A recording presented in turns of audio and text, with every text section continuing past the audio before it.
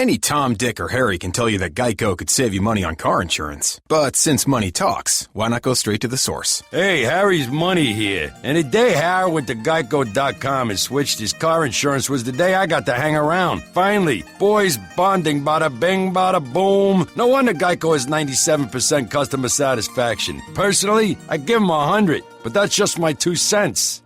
That was funny. Geico. 15 minutes could save you 15% or more on car insurance. Blog Talk Radio. Hello, and thank you so much for tuning in to our episode tonight. I'm Tracy Lee, distance healer and psychic surgeon. Business name is Zeta Line Healing. I'm on Facebook and Twitter if you're interested in finding me. But tonight I want to introduce for the very first time ever on radio the internet and Facebook legend, Deraj Navillus, as he goes by. And he's just recently launched his page on Facebook. It's called the Mind Awakener page, and we'll direct you to that a little bit later. But he had a really great post that I want to talk about tonight. It's called The Steps on the Path to Ascension for 8D. And a lot of people comment on this post that drew a lot of attention. So I've got Jared on tonight, actually Deraj, excuse me, as he goes by. And we're going to hash out steps, hopefully 1 through 8, if we can get through them. Deraj, can you hear me? Say hello to everybody. Yeah, I can hear you, Tracy. How are you?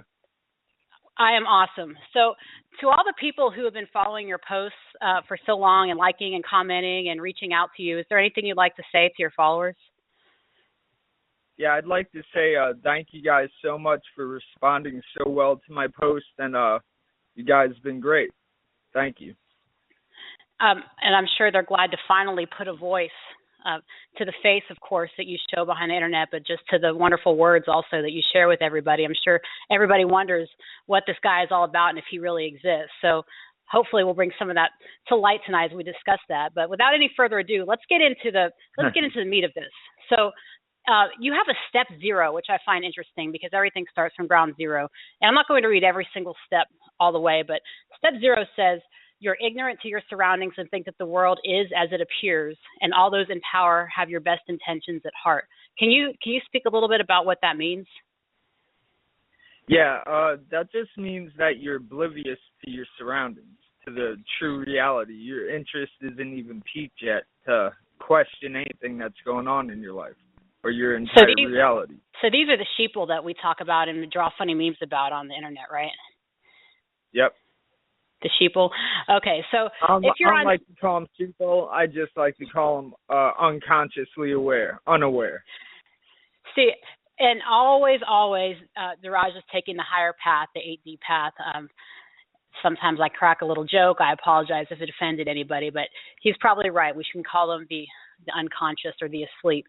So step 1 says, when you start to ascend, you start to question reality and what you've been taught and what you're told. And I'm going to group this with step 2, which says you start to research everything you've ever been taught and are told or hearing. And I remember myself going through this when I first started to realize that I was being lied to.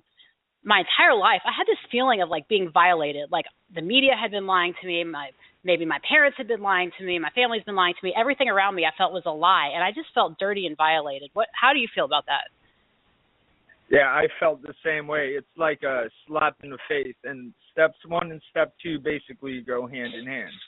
Because once you start to question it, your mind starts racing, and you want to start researching more to figure out if you're going crazy or not. The other thing that I found with steps 1 and 2, it's kind of like a little door, and there's a little light inside the door, and you peek through and you see something that you want to see, but then you start to prod it open, and it's kind of like the more you prod at it, the more you see. So if you kind of see the light and you're kind of scared of it and you run away from it, you can correct me if I'm wrong here, the ascension path doesn't continue. But if you continue to prod at it and show interest and curiosity, that's what will bring you to the next steps. Am I correct? Well, you're correct to a point, but the ascension process never stops. It's like evolution, and evolution can only be slowed down, but it's ever growing upward and expanding. Absolutely, and thank you for that. So number 3 says you become shocked and start to become aware of the lie that you're told. And this is almost like, I like what you said about that it's evolution, because really you can go through the Ascension steps over and over and over. You can be brought back to step one when you start to learn about a different part of Ascension. You can find a whole new reality that you haven't been told about. So actually, you're correct, and I appreciate you bringing that up. But let's talk about 3 and 4, especially number 4 that says you start to seek out and seek like-minded people. Tell us a little bit about how you find like-minded people and what it feels like and what it's like to kind of leave your old friends behind and reach out to new people. Well, it can be a devastating process at first because you're about to change everything that you grew up believing, everything you know, and everything you're told is right.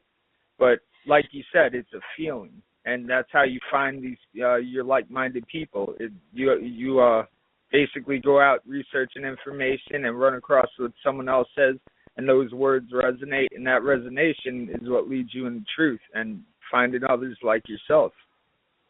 Something I've always found, and the longer I have been on the path to awakening and enlightenment and ascension, the more I've felt this to be true. But it doesn't matter where I go or who I'm around. I can be in a room of 500 people, but I will attract if I'm the weirdest person in the room, I'll attract the second weirdest person. Have you had any experiences like that too? Oh, yeah. I have a great quote for that too. Your vibe attracts your tribe. And that's so true. It's so funny. I mean, even in the most random places, whether it's in the grocery store waiting to pay, someone will notice like a symbol or something you're wearing or just a vibe in general. And it just happens. The universe puts people in front of you for a reason so that you interact with them and come in contact with them. But I know that we're spending a little bit of elaboration and time on this step, but I think it's really, really key too, because it's really difficult for people to leave their old lives behind sometimes and to let go. There's several friends that I've had to... Go ahead. I'm sorry, you can go.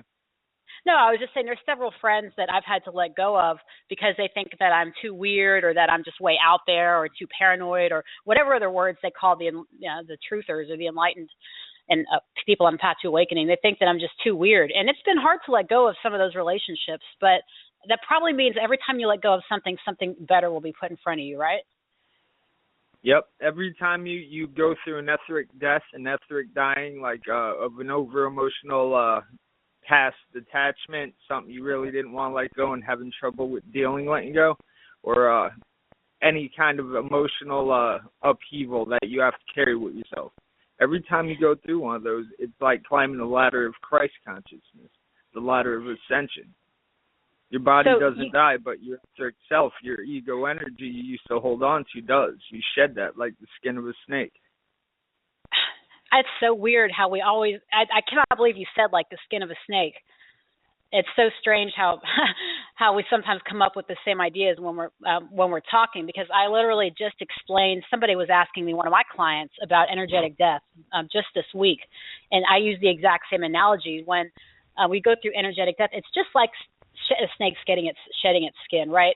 The snake needs to let go of the skin, but just for a minute, before it grows the new skin, it becomes kind of raw and vulnerable. And then with time, the new skin grows, and then it becomes more attuned to the world around it. But I love the analogy. But can you elaborate a little bit on energetic death? Because some people might not exactly know what that means. Well, we all carry energy with us, and our mind and our thoughts, they project whatever energy field we're going to be carrying around with us. So if you have, an attachment to a boyfriend or something, and you guys are having trouble and he breaks up with you and you're so devastated and you want him back and that's all you think about, and that's an energetic death. You're dealing with all these unresolved emotions, and eventually you're going to clear out that old energy field and generate a different, confident, more powerful energy field of light. Because each step that happens, it becomes brighter and brighter. But that only happens if you live from love and compassion while you're going through it or after it. Because if you live from anger and blame, then you're just going to cloud up your energy field and be in a miserable hole.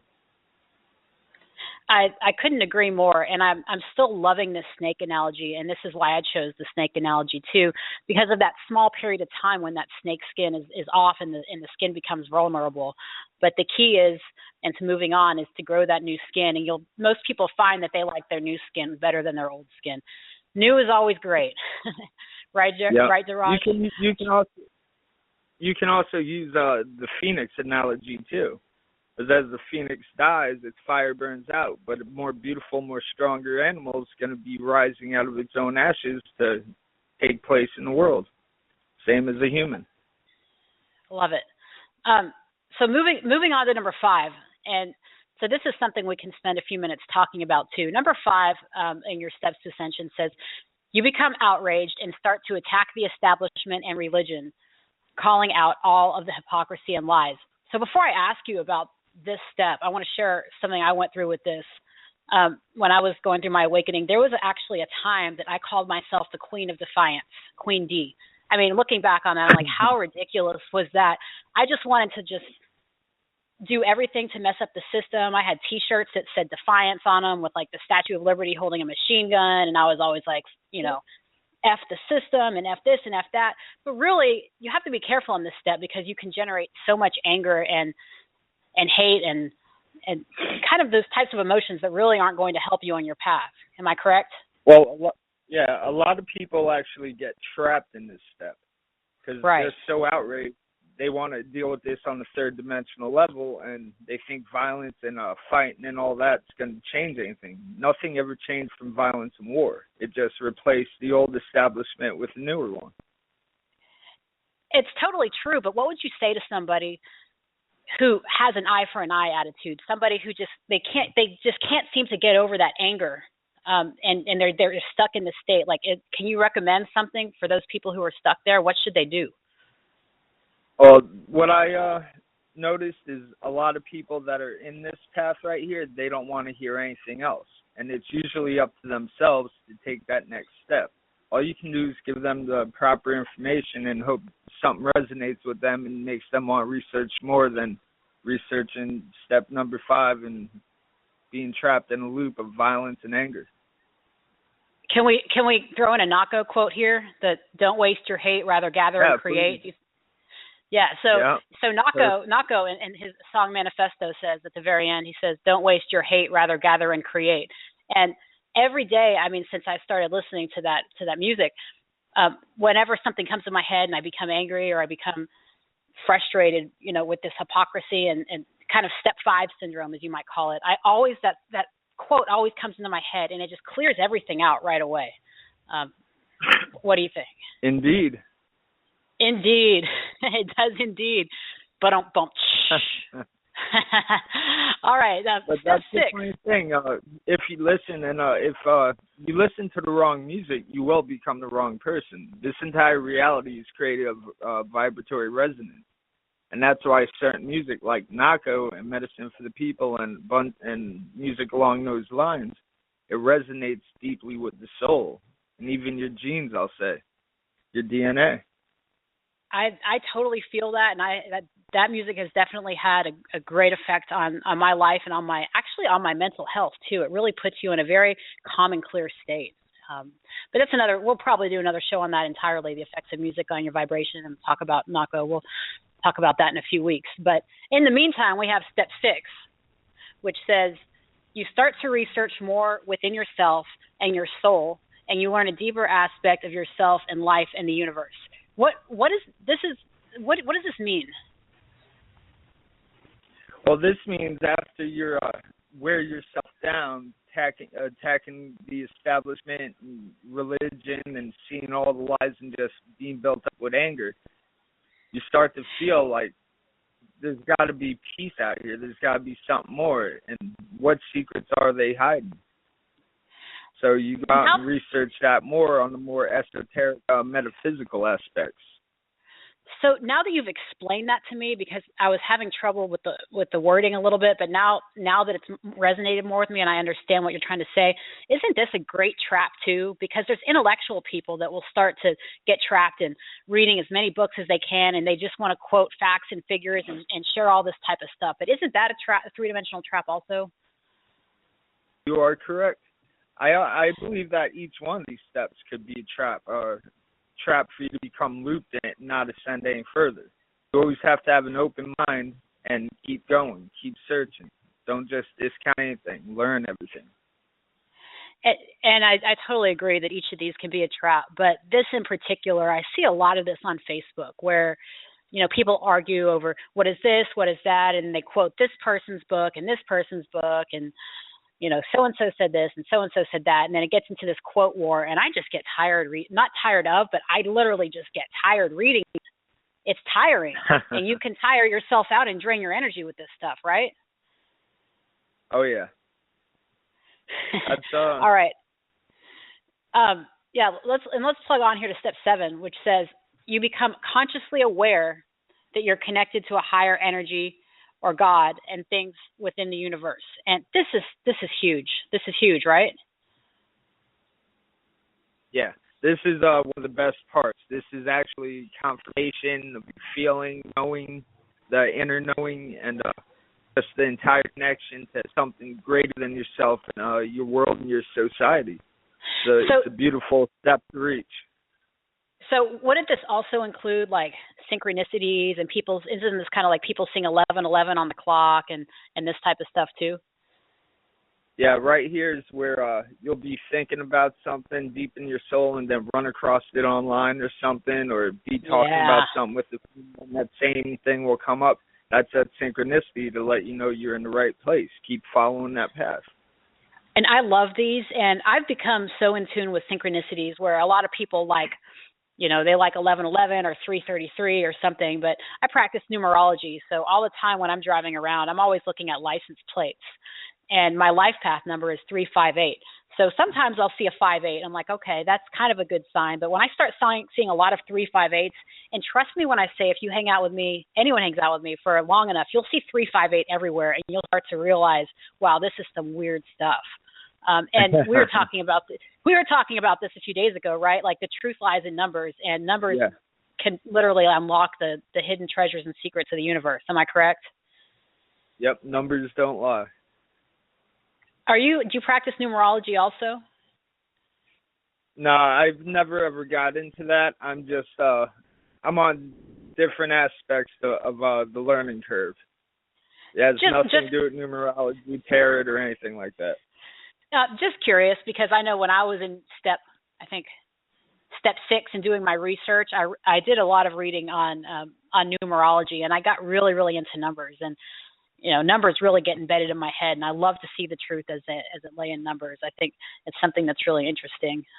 Tarot is also another interesting synchronicity. I personally don't love having tarot readings because I think they're a little impersonal to draw a card. But if you find a tarot reader who's really in touch with their deck and who's really connected to it, you can find synchronicities come up in those cards too. So I don't want to diss on tarot too much. Okay. I've had tarot readings that turned out really good. Yeah, they can be. It just like we said, it depends on who's doing the reading. Okay, let's look at step 8, and then we're gonna end today with step 8. And we're gonna do steps 9 through 13 in another show. But step 8 says you begin to understand this world is a fight not fought on the third dimensional level, but a world where it is a war fought over consciousness, a war of manipulation of the mind through tell-lie vision, which is television. You have it tell-lie, L-I-E-vision, religion, and vibrational control of this world. And you understand this entire reality is created and can be manipulated through vibrational frequency. Wow. That seems really a lot in one step. Break it down. All right.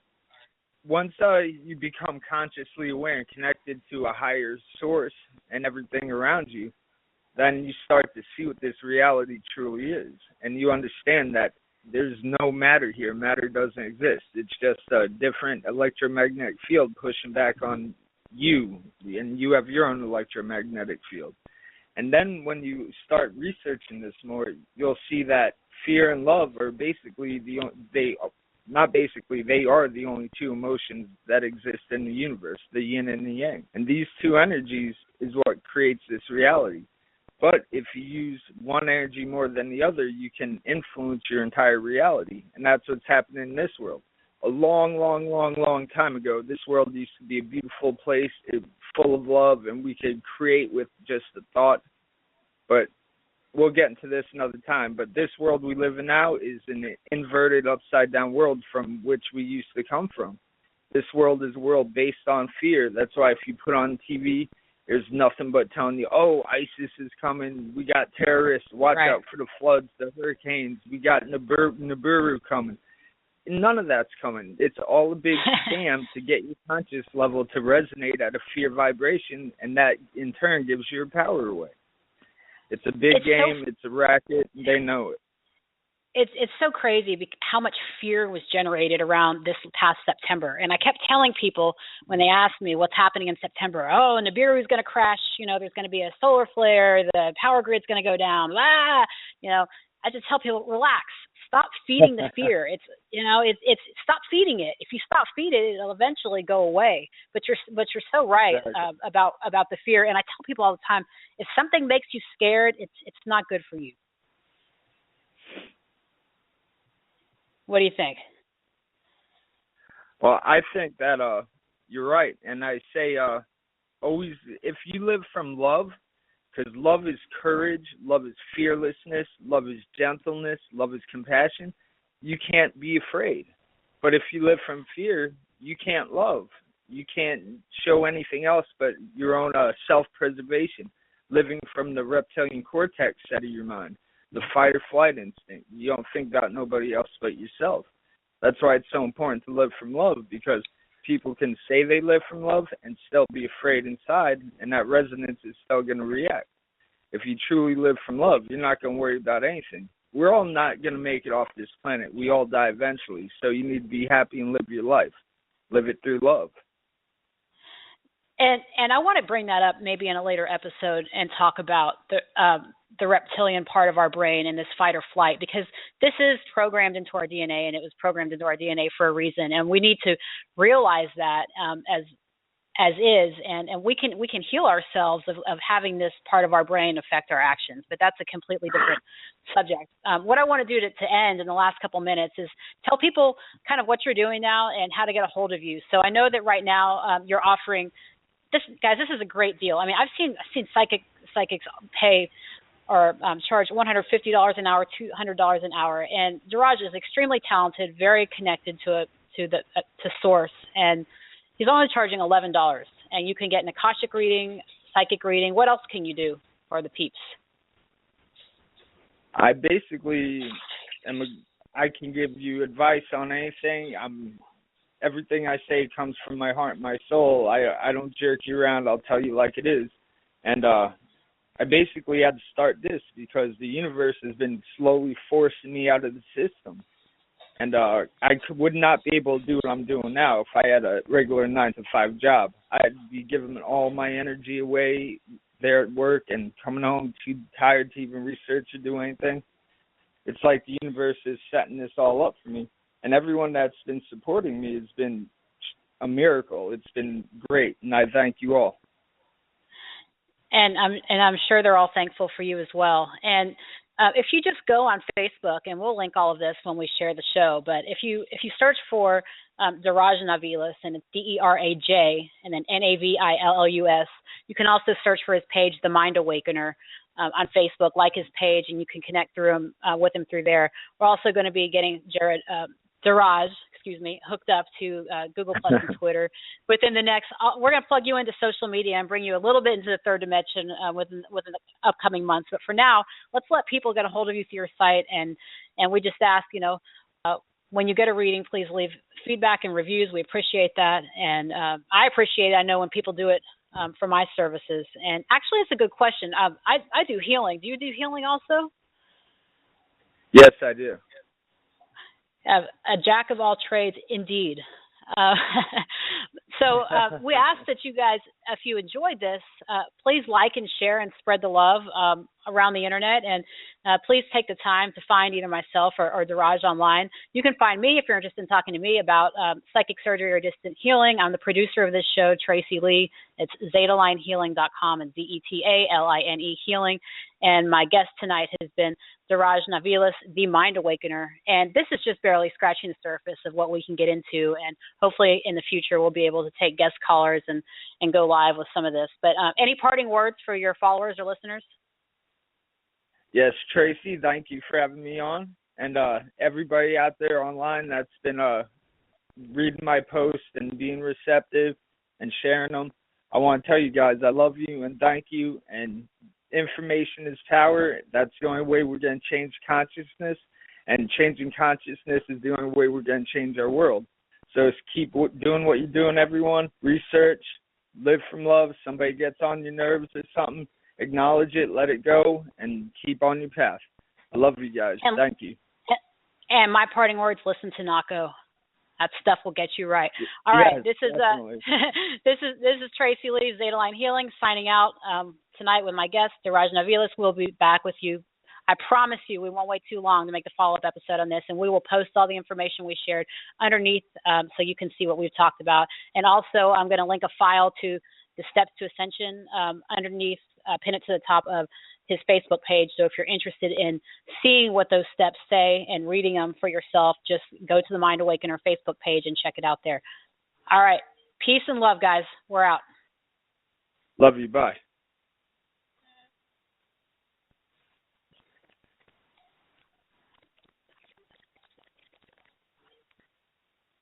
Geico presents Unanswerable Questions. Why are yawns contagious? What makes some ketchup fancy? Or the big one, why doesn't everyone switch to Geico and they could save 15% or more on car insurance? However, you could be a part of the answer by switching to Geico and saving hundreds for yourself.